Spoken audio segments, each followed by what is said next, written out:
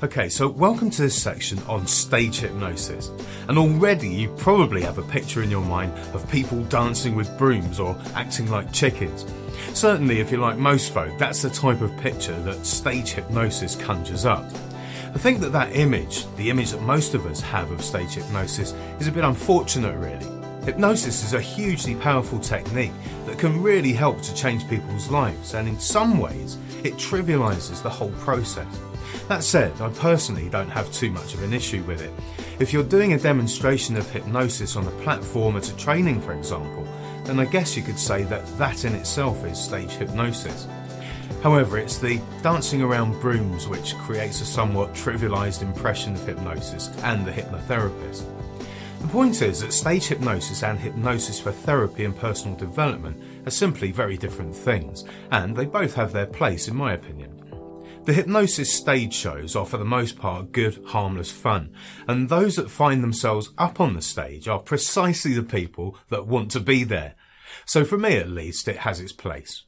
Hypnotherapy, for dealing with people's issues, is a completely different thing altogether, and so shouldn't really be bundled up with things like stage hypnosis.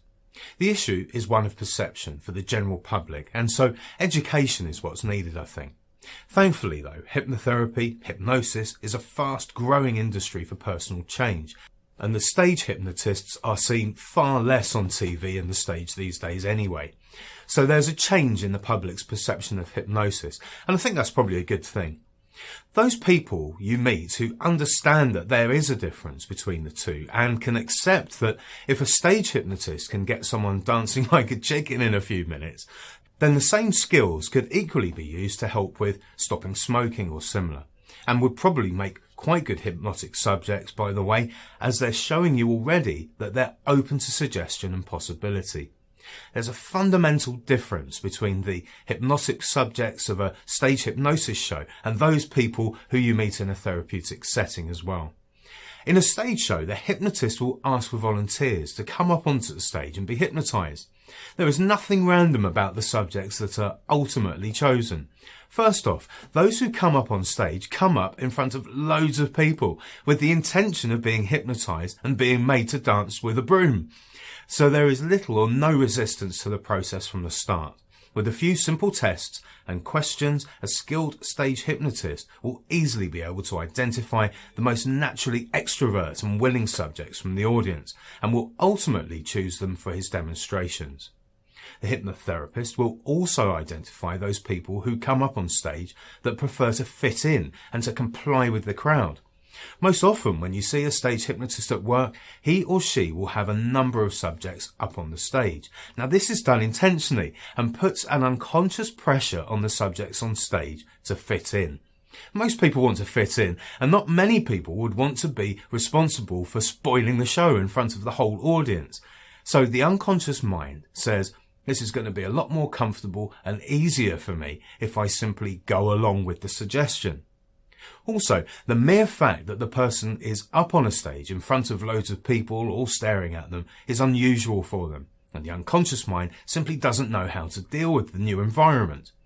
The conscious mind becomes somewhat overwhelmed by the experience, and of course, while you, the subject, are trying to figure it all out, the sights, the sounds and the smells of being out of your seat and up on the stage, then the hypnotist is speaking at a fast pace and asking you loads of questions.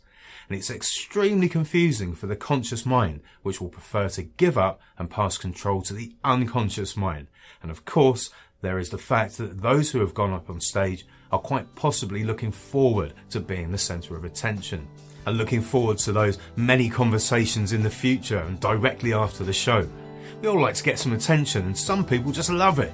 To these people, the prospect of coming off stage with the process having not worked is disappointing, and your unconscious mind doesn't want you to be disappointed.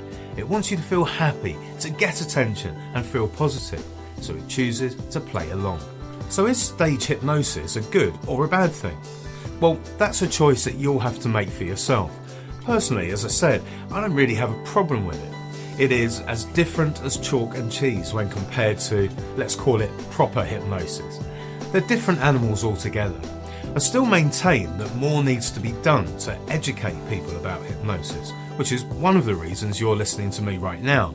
And if you enjoy dancing with brooms, or doing impersonations of chickens, being the centre of attention and being a willing stage hypnosis subject, so long as no one's getting hurt, then why on earth not, I say.